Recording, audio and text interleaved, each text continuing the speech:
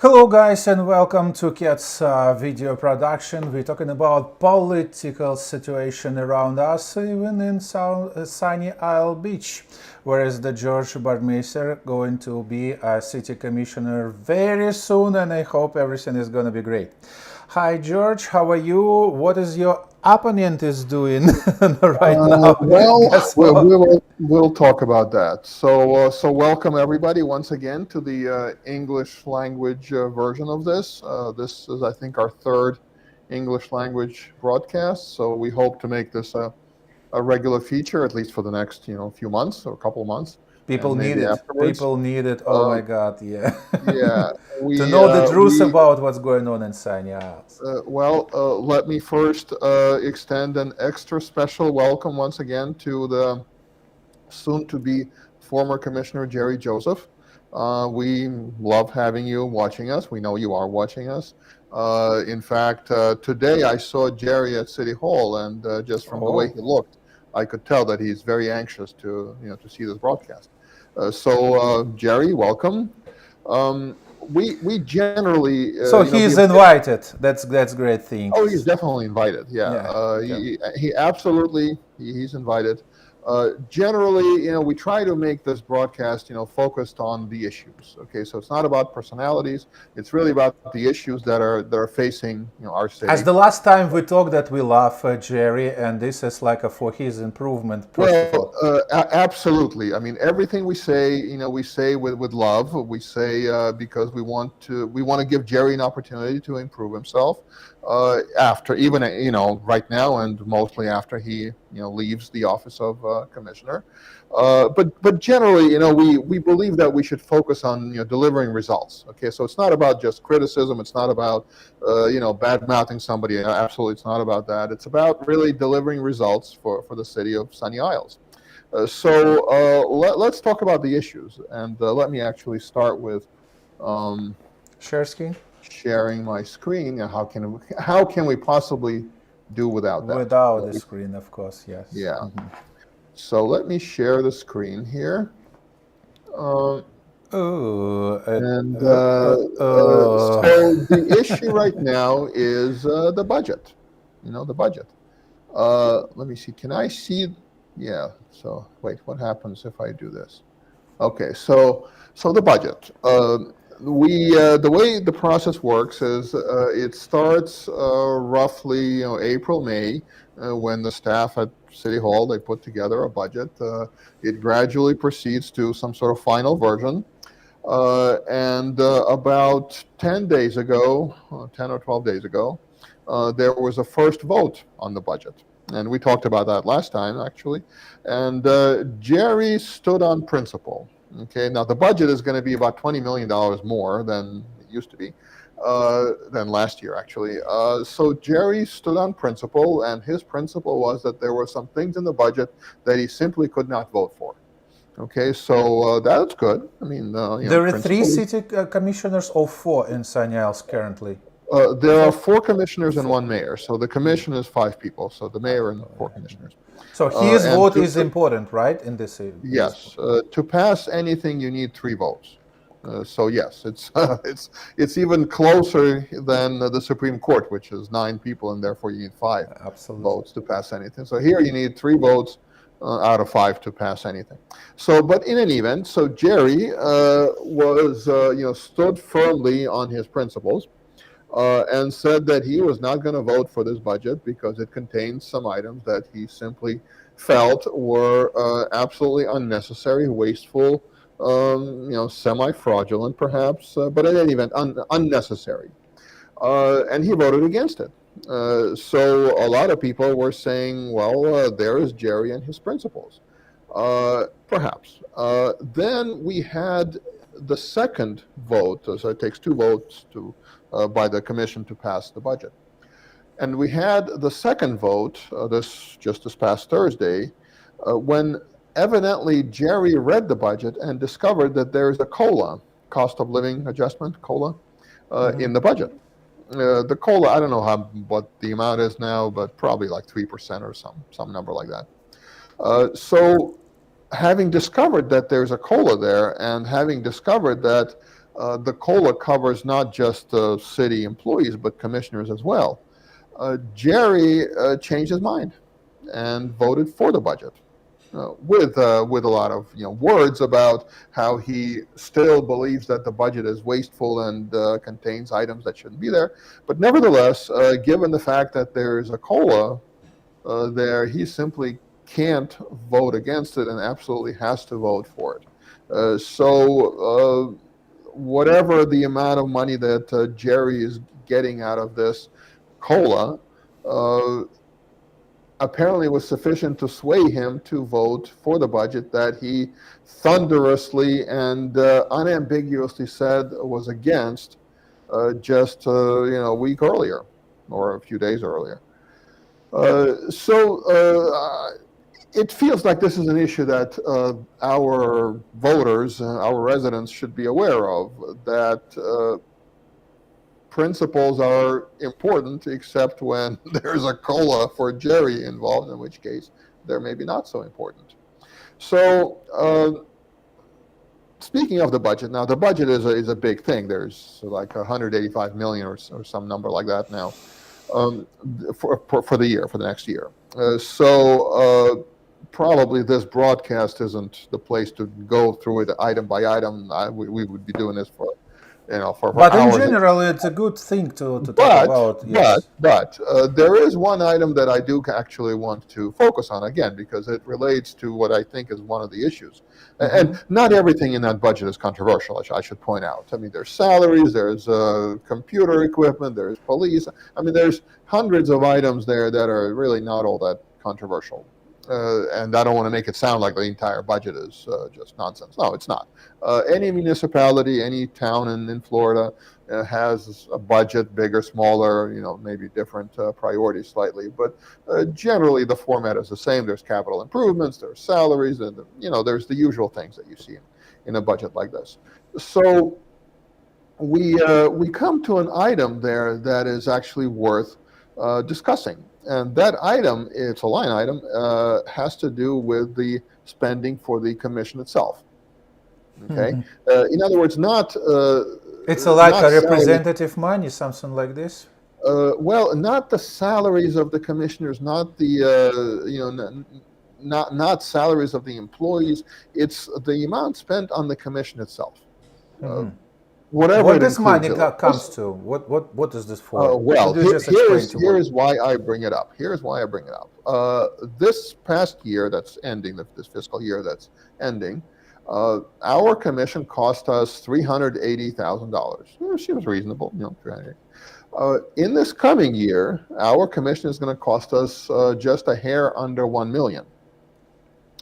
And when you see that and when you hear that, in other words, it's an increase of 157% year to year. This is very interesting. Are we to assume that our commissioners are now working 157% more efficiently than they were before? Are they 157% smarter than they were before? Are they 157% better than they were before? Well, presumably not. I mean, I don't think much will change from September 30. Maybe after you win, probably it's going to change the situation because, yes. The election isn't until November, but according to this, between September 30 and October 1, our commissioners, such as our very own Jerry Joseph there, whom you see on the screen, will become 157% more effective at their jobs.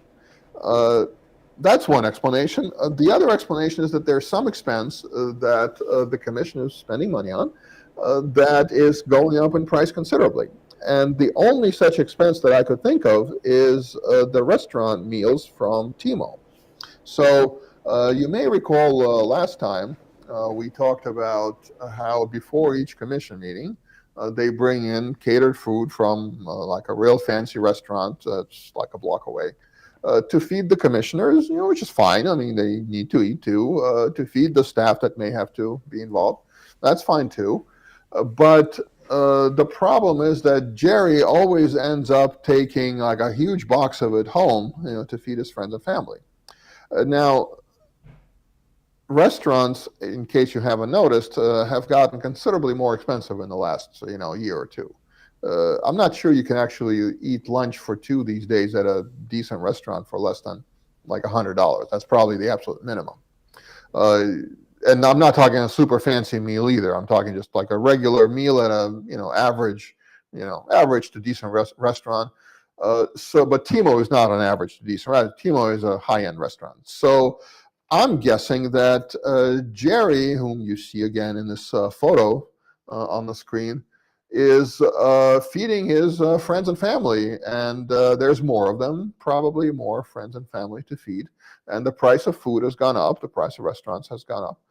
So Jerry is costing us an extra $600,000 a year, or would be costing us if somehow, I'm extremely unlikely, but if somehow he were to remain commissioner, he would cost us an extra $600,000 a year because all that food just for food, yeah.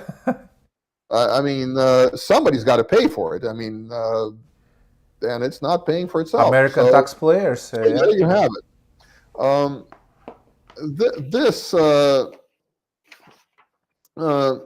Remember the tennis court, right? I don't want to put up any more pictures for the tennis court, actually, because if you are following me or whatever, friend me on Facebook, you can see all the photo facts regarding Jerry, like this one on the screen you want.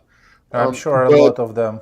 There's a few, and we have a creative team, which is part of our Department of Fun with Jerry of our campaign.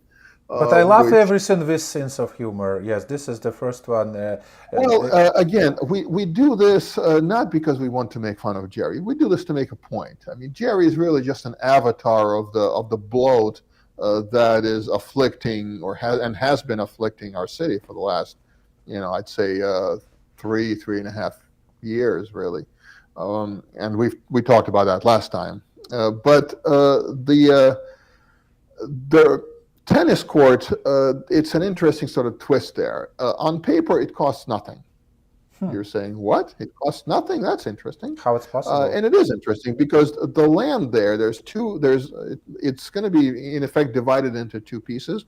One is going to have the tennis court, and one is going to have a sales center built on it for one of the new buildings that's being built here. Okay, so the people who are building the building and who will own the sales center, they're actually paying for the tennis court.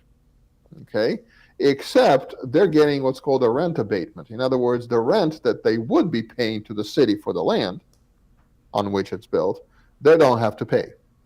Okay, because they're delivering a tennis court. So on paper, it costs nothing, except it actually costs us $1 million. Okay, so Jerry is actually a very expensive commissioner as commissioners go. I mean, having Jerry there is ending up costing us, the taxpayers, a lot of money, a lot of money. And this is, probably it's just the tip of the iceberg. It's just the things that you can sort of easily see with unaided eye, so to speak. But again, we're not here to criticize. We're here to propose solutions, right? And here's another problem that perhaps is in need of a solution.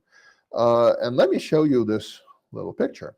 Okay, so Sunny Isles, for those who don't live here, the city really came into existence in '97. Okay, up until then it was unincorporated county land. And all the buildings that you see on the east side of Collins, in other words, right on the beach, did not exist at the time. Pinnacle, the first building, I believe it opened in '98, if I remember correctly. So all these buildings that were built afterwards. The key problem that virtually everyone in Sunny Isles will tell you about is overdevelopment. Okay, meaning none of these buildings come free. I mean, there's a cost to the city, there's a cost to the surrounding environment, the urban environment, traffic. In other words, there's no free lunch here.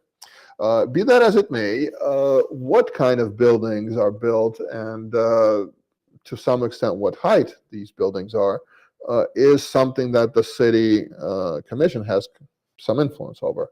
So what you see on the screen there is St. Regis Towers. In fact, this building, it's not built yet. It's in the process of being built. Okay, so this building right here that you see the edge of, that's where I am actually. Like right there is where I am. Okay, so our building is about 38 floors. Okay, this building here is about 30 floors on the other side. So left to right is south.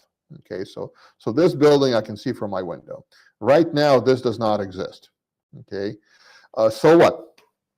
So Jerry ran as an anti-development candidate. So he was dead set against development, no development, none. And the very first vote that he takes is to allow these towers, which weren't quite so tall, to be even taller. Okay, so right now they're projected to be, I believe, the biggest, hugest, most gigantic, most ginormous towers in Florida. And the very first vote, remember that Jerry took, was to make them taller. Now, it is perfectly acceptable for somebody to be against development. Okay, it is perfectly acceptable for somebody to be for development. Like, for example, you can legitimately hold a position that the more such buildings, the better. Okay, I mean, it's a free country. You can hold that position. You can hold a position that, we don't need any development. You can hold a position in the middle that we need some development, but not too much. We need smart development. That's my position. But Jerry's position was no development. And then the very first vote is for these, gigantic super towers that are going to be built here. So food for thought, food for thought. Apparently the principles are very flexible when it comes to Jerry, or he doesn't really have any principles.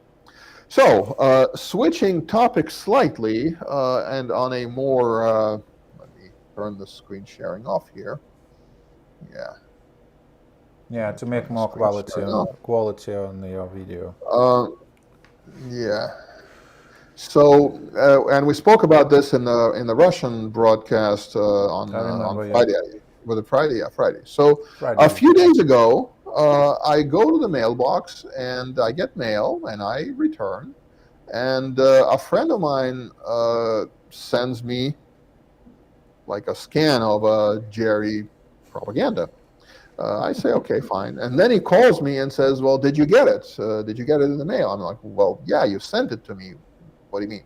No, he says, did you get it in the mail? I'm like, what do you mean in the mail? In the mail, like, didn't you get it? I'm like, no. So it turns out that Jerry is sending this to people in Sunny Isles, okay, but he's not sending it to me. Okay, oh, the pity! You should ask him why. Why you did not receive it? I am extremely upset about this. Extremely upset, because I am probably the only person in the entire Sunny Isles. I mean, we have 22,000 people who live here, and I am literally the only person who would even read this stuff. Okay, everybody else, I had to go and fish it out of the trash can. Okay, once I found out that these things are coming. Okay, so I can imagine you just looking in the trash can, this piece of paper. Like we have the mail room, right? Everybody gets their mail, and there's a bunch of stuff in there that people just throw in the trash and just keep the actual real mail. Okay? Probably a lot of them. Found but that's not the point. The point is everybody's getting these except me. Literally, the only person out of 22,000 people who live in Sunny Isles, the only person who would read any of this stuff, and I would read all of it carefully. Okay, the only person, he didn't mail it to me. Why? Is it discrimination of some kind? Like, for example, is it age discrimination? Like the fact that I'm, 20 some years younger than him? I mean, is he discriminating against me by age? Is it looksism, like the fact that I look better than him? Is he discriminating on that basis? I think that's political discrimination, because you're a Republican, he is literally right now Democrats. This is he was a registered Obama voter during Obama years, as I've mentioned before. He was a registered Hillary voter during the Trump years, a registered Biden voter. But I think so now it's Kamala sign supposed to be opposite of his I don't know what he hasn't said. I mean, there's a number of issues where I would think somebody like Jerry would want to kind of, define himself. And we can mention one or two of those towards the end, but he hasn't. But getting back to this, okay, the only person in the entire city who would read any of this stuff is me, and I didn't get one. Okay, but so I eventually got my hands on it, and I'm reading this, and what's the first thing I see? The picture. Now, this is called false advertising. This is not what Jerry looks like. Okay, absolutely not. It would be like me, I don't know, using a high school picture of myself to run for office at my age now. Okay, so this is clearly false advertising. Okay, but perhaps unintentionally, Jerry did include a few interesting things on here. For example, he says here on the back that he was an intern in a museum when he was a teenager. So in 1967, he was an intern. And then the next item on here is that in 1986, he started his business, okay, diversified corporations, corporate services, I guess it's called. Now, the business is bullshit, and I'm going to talk about that next time. I don't want to make this broadcast too long, but it's bullshit. I'll get into some of that detail later. So it's not about the business right now. It's about the fact that between 1967 and 1969, it's a complete blank. Okay, so what was he doing those years? For roughly the first 17 years of his adult life, we know nothing. And I've searched, I've looked at his profiles and bios of what little we know of him. Nothing. Okay, so we have a theory. We have a theory for what he was doing. So let me share my screen. So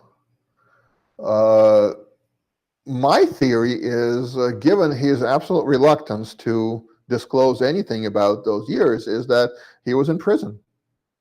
I don't know for what, but to be doing 17 years is really, well, 67 is the last sort of known item in his biography, okay? But he probably didn't go to prison in 67 because he was I don't know, 17 at the time. So those years are absolutely not accounted for, and we know nothing about him. Literally, we know nothing about the guy. The guy is a elected public official, and we know absolutely nothing about what he was doing. We know the education that he claims to have received at Queen's College is fake. I mean, he did not get any education from Queen's College. There's no diploma that he can, I mean, all he has to do really is to take a picture of his diploma with his phone and post it on Facebook, and I'll shut up. But no, we have nothing. So my theory, and Jerry is welcome to come on the show and explain what he was doing there, but my theory is that he was doing time in a penitentiary. This is the next step. Jerry is supposed to post it over his phone, some evidence on his Facebook about the communication between you and him. It's up to Jerry what Jerry does. I'm just asking a question. I mean, you have to admit it's a legitimate question. Like, imagine, yes. Ron DeSantis, for example. At least people who vote for him are supposed to know what's going on. Yes, in this period, it's not supposed to be blank. Yeah, I mean, it's not. It's literally blank. There's nothing in any bio that he ever posted about himself on any Facebook, whatever. That explains what happened between his high school graduation and 1986. I mean, I can see somebody, like, for example, if you ask me, what was I doing in, I don't know, 1991? I'll tell you exactly. 5 seconds, I'll tell you. Or, what was I doing in 1989, for example? I'll tell you what I was doing. Or what was I doing in 2003? I'll tell you. Most people can immediately account, at least very closely, right, what they were doing. I mean, I can see somebody, for instance, he took a year off to travel in Europe. Possible, maybe. Okay, but he couldn't take 17 years off to travel in Europe, right? That's not realistic. One theory that I heard was that maybe he applied to college and somehow got in, to avoid serving in Vietnam. Okay, because at the time, obviously, this was 69, 70. This was the height of the Vietnam War. People were, many people were looking for ways to get out of it, and one way was to go to college. Jerry's problem is that he's not college material. I mean, I'm sorry. I know Jerry. I've met Jerry, and I don't mean to criticize him in that way, but he's just not college material. Okay. Now, there's nothing wrong with not going to college. Okay. There's tens of millions of people, 150 million probably in the United States, who did not go to college, and they do whatever it is they do, just like people who went to college do whatever it is they do. There's nothing wrong with that. What is wrong is lying about it. Okay, lying that you got a degree in something when you didn't. I mean, that's a problem. But in Jerry's case, maybe he got like a draft deferment, it was called, I believe, in those days, if you go to college. But ultimately, if you go to college, generally you don't end up being drafted. So that might have been a motivation, but that doesn't account for the whole stretch of 69 through 86. I mean, the draft ended, I believe, in 1976, I think was when the draft ended. So at that point, you don't have to hire, you don't have to do anything. You can at least tell us what you did from 76 to 86. But no, we know nothing. We literally know nothing. I mean, I think it's a problem. So going on to this little masterpiece here, what else has Jerry been doing for us? Okay, I mean, really, we're not here to just talk about Jerry per se. It's not that interesting. He's not that interesting. I mean, the issue is, okay, what has Jerry been doing for us as residents of Sunny Isles? For example, according to Jerry, he assisted condo managers to remedy pool and elevator permit issues. Okay, I can't speak for every building here, but I can speak for two. In our building, we had a problem with getting a permit from the county. So there's like a little bureaucracy there at the county level that issues permits for pools. And it's a very inefficiently run bureaucracy. Once something gets kind of stuck in some cul-de-sac in that bureaucracy, it's very hard to get it out.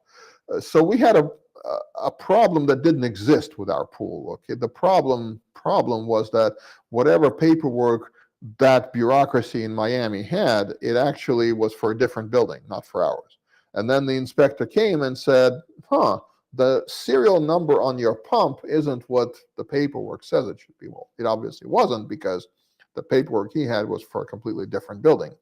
But getting that resolved took effort, but not by Jerry.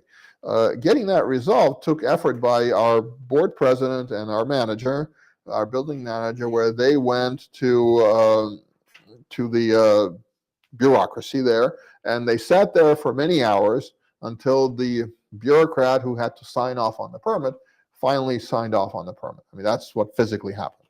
Okay, now where Jerry fits into this, I have no idea. Although knowing Jerry, he claims credit for everything. Similarly, Winston 700 had an issue with a permit for the pool. In other words, it's not an issue with the pool itself. It's an issue with the paper for the pool. Okay, so what happened? I'm not sure what Jerry actually did, if anything, but he loudly proclaimed in the summer, I guess in June, that on July 4, the pool, thanks to my efforts, the pool is going to be open. So was the pool open on July 4? No, it took an extra 2 months to get it open. Where Jerry was in this, I have no idea. So another little item here. According to Jerry, he worked with the building department to add one-way valves to the gravity drains for the stormwater. Okay. I don't think Jerry knows what a valve is. Okay, I'm not sure he knows what a one-way valve is versus other types of valves. But even more interestingly, what exactly did he do? Like, he couldn't have come up with this idea, obviously. So the building department, like the city engineer, I'm sure he knows 1,000 times more about valves than Jerry, and probably 10 times more about valves than I am. I mean, I'm an electrical engineer by education, not a mechanical engineer, so I know what valves are, but I'm not an expert on them. But Jerry is zero when it comes to valves. So anyhow, I bring this up because I think our community needs to know this. Just making bullshit promises is not helpful. Making promises that you never keep is even less helpful. For example, Jerry promised that he was going to donate his salary to some charity. This was, I think, 3 years ago. To my knowledge, there is not a shred of evidence that he actually did any of this. So once again, he promised something. Another lie.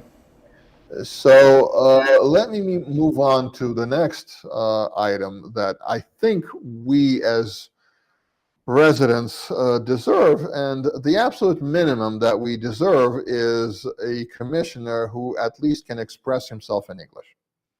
Okay, there are many immigrants for whom English is not a native language, and yet they're perfectly able to communicate in English. Jerry was born in the United States. English is a native language for him, but reading what he writes is cringy. It's just it reads like a 12-year-old writing. To be honest, he doesn't know when to capitalize or not capitalize. He doesn't know punctuation. He spells badly.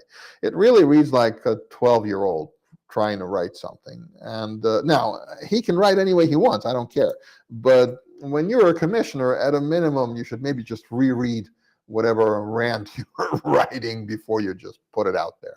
It's not Shakespeare. It's not William Wordsworth. It's none of that. I understand that.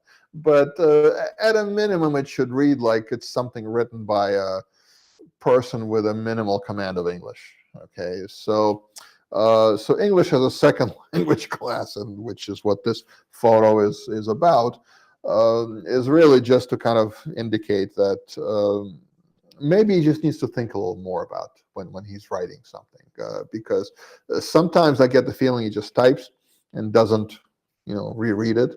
It would improve slightly if he just reread the thing. So we've been going for half an hour. I don't want to make these things too long.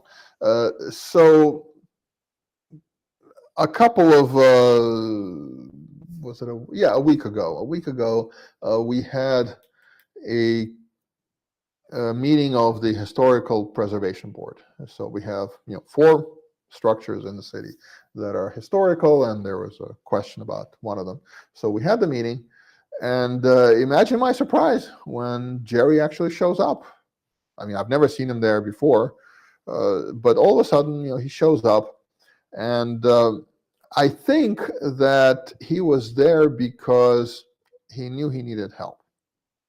The first step in dealing with a problem, when you have a problem, like for example, you have a gigantic inferiority complex that is interfering with your ability to live. The first step in dealing with a problem is recognizing that you have a problem.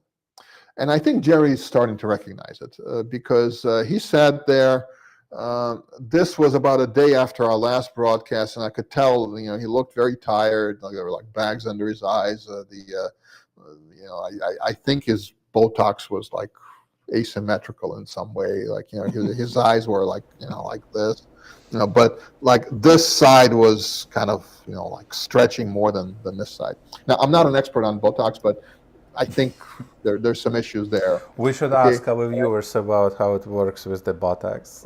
Sometimes. Yeah, I'm but definitely it happens. not an That's expert true. on. Yes, I heard it a lot Yeah, of times. it happens. Yeah. So, but he looked very tired, and he would look at me occasionally like a puppy, looking at a master waiting for food.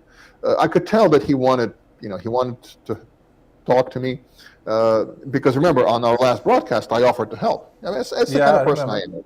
If somebody wants help, I'm always available to help in any way I can. So he sat there, and I'm willing to help, actually. But after the, we had the meeting, we voted on whatever, it's not relevant here, but afterwards I had to talk to a few people, and afterwards, after I was done, I was going to talk to Jerry, but he, I guess, got tired of waiting and ran off. But it's fine. Really, it's about redemption. Okay, it's about, for Jerry, I think it's about redemption. Whatever it was that Jerry now recognizes have been, problematic in his life, and were his fault. The concept of redemption really applies. So I think he's looking for ways to redeem himself, which is why, again, Jerry, if you need help, I'm available. There's really no shame in seeking help if you're in that position. So I just want to say that to Jerry personally. So yeah, we've been going now about 40 minutes. We probably I don't want to make these the longest, okay, the afternoon things too long. So maybe we should kind of wrap up. Let's see. We have one more photo of. Oh, that's hilarious. Yeah. Jerry only. Yeah. Who is Timur?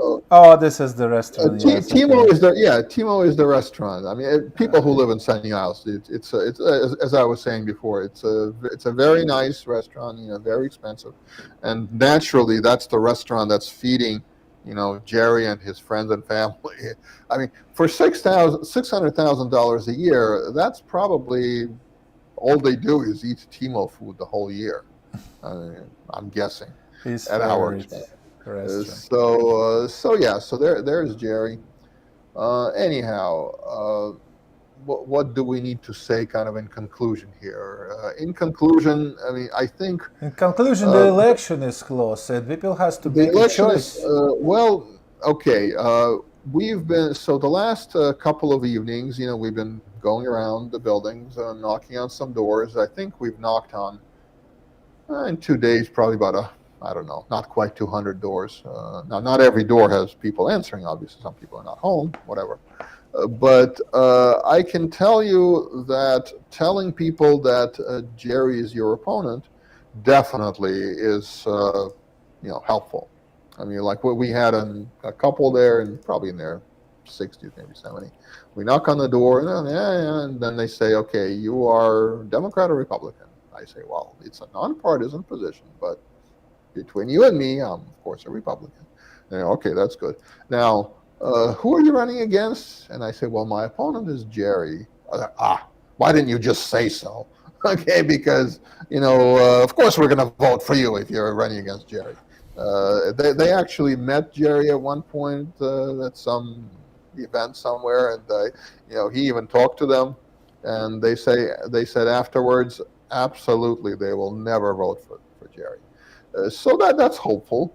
Of the 200, well, maybe not quite 200, maybe 180 apartments that we knocked on in the last couple of days, there was one person who was on the fence.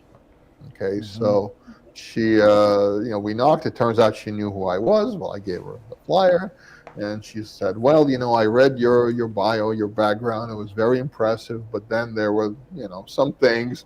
And then she gave, so we talked for a long time. So she's like a on the fence person, let's put it that. But that's one person, okay, out of... Not bad result, listen. Almost 200 households, only one person. Well, remember, not every door there... No, I mean just approximately, yes.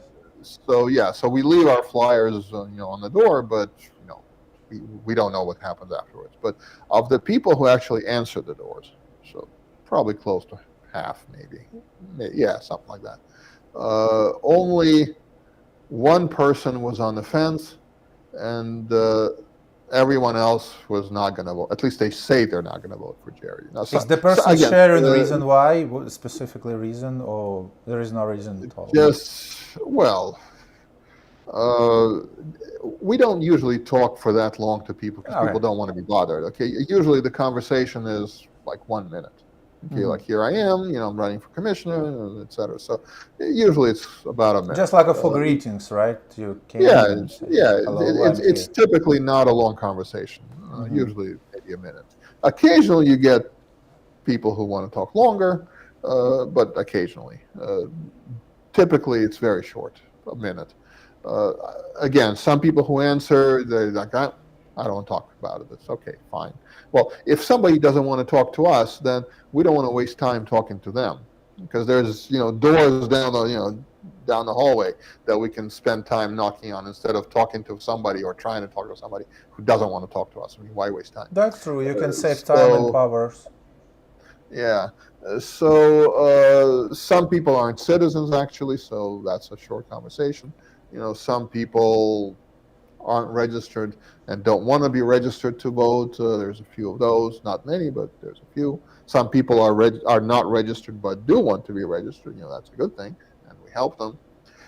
So there's no one reason, but generally, I mean, if a person is Russian speaking when they answer the door, usually I don't need to say much. I mean, usually. English speakers. Because the community knew you and know what you're doing, and you are politically most people, active not everyone, person. but yeah, most people do know. Now, some of them we've met on the street already, so it's a short conversation. It's a real short conversation. Like they say, "Don't worry, we already have your flyers. We're voting for you." Like, don't worry. Well, in that case, thank you. We won't bother you anymore. So some people have seen me on TV. And that actually only added to my popularity. So it varies. It varies. Generally, there are very few, at least that we run into, there are very, very few fans of Jerry.